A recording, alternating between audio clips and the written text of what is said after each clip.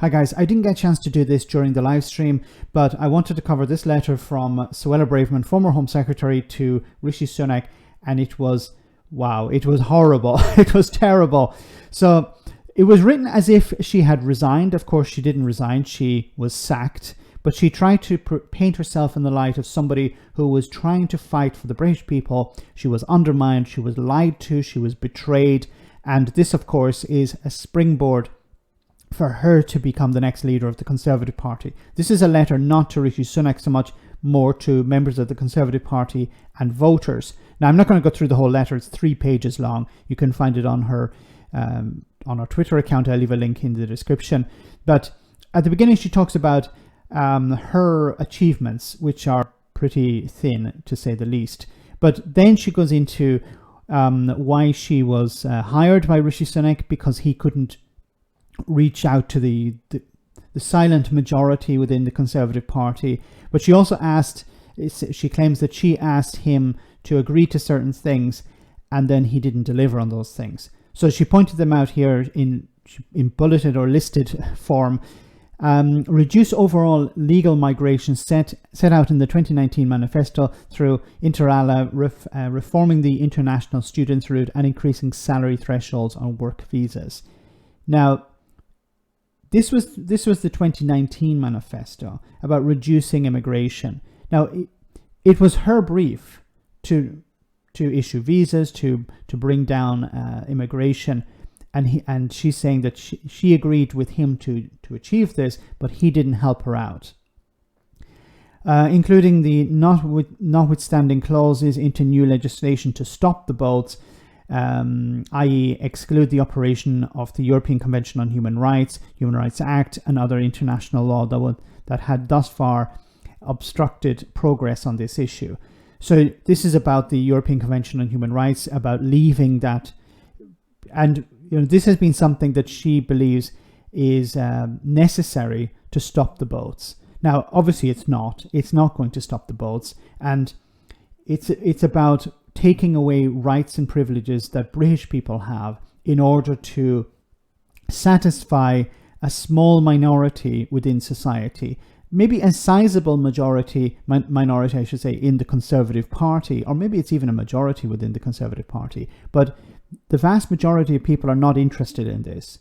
Some people within the Conservative Party are. And this, of course, once again, this is her reaching out to the extremes within the Conservative Party, saying we need to leave the European Convention on Human Rights. We need to abandon that. This is blocking me from stopping the boats. And the current administration without me is not interested in dealing with this problem correctly. Number 3, deliver the Northern Ireland Protocol Bill and retain the EU law bills, in their existing form and timetable. Well, that was the Northern Ireland Protocol Bill was abandoned because of the Windsor Framework. And also, Northern Ireland has nothing to do with Suella Braverman.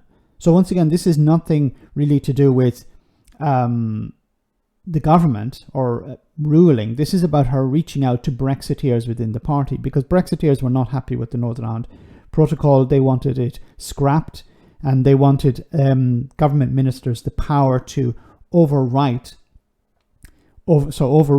on EU law. This was the famous or infamous comments made by Brandon Lewis, who said that we want to break international law in a limited and specific way. This was part of the Northern Ireland Protocol Bill, but that was gone. That was jettisoned because of the Windsor Framework. And once again, this is nothing to do with the Home Office. This is the brief of the Northern Ireland Secretary. Issue unequivocal statutory guidance to schools that protects biological sex, safeguards single-sex spaces, and empowers parents to know what is being taught to their children. This is part of the culture war. So this is, once again, it's nothing to do with the Home Office. This is about reaching out to the extremes within the Conservative Party that she believes she needs in order to become the next leader of the Conservative Party. Now, it was written like somebody who had been rejected by her boyfriend or something like this. She went on to say in the middle of this letter, our deal was no mere promise over dinner to be discarded when convenient and denied when challenged. So she's saying here that we had a written agreement, more or less, and you needed to respect that and honor that. Obviously, I don't believe whatsoever that they had a written agreement. It was probably a gentleman's agreement, where he said, "Yeah, you know, I'll implement these things if you join my team." In some cases, he had no intention of implementing these things. In other cases, he couldn't because they were insane. Like stopping the boats. What the hell does stopping the boats mean? You can't stop the boats. It was never a real pledge. It was never really something that he could actually fulfill. And she either was, she knew that when she became Home Secretary, or she was stupid enough to believe it. And then finally, just when she closes the letter, she says here, "Someone needs to be honest. Your plan is not working. We have endured record election defeats. Your resets have failed, and we're running out of time. You need to change course urgently." This is her really sticking the knife into Rishi Sunak here, saying you have failed. You have tried to reset. That hasn't worked. You have faced election defeats. You need to go, or you need to change direction. This is her giving advice in public. Now, why didn't she say these things in private? Why didn't she resign before she was sacked? Because she says here in this letter that, you know, Rishi Sunak agreed to things, he didn't follow through with them. He abandoned Brexit. He didn't implement the will of the people. He didn't respect the manifesto, and this is all a big problem. And he needs to go over this, or he needs to change. Why didn't she resign if she believed that he was he was sending the country in the wrong direction?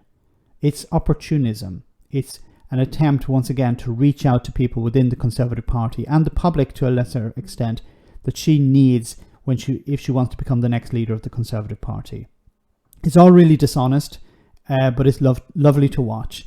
Get more popcorn, guys. Don't run out on popcorn, because you're going to need it going forward. Let me know in the comment section, guys, what you think. As always, your comments are greatly appreciated. Thanks a lot.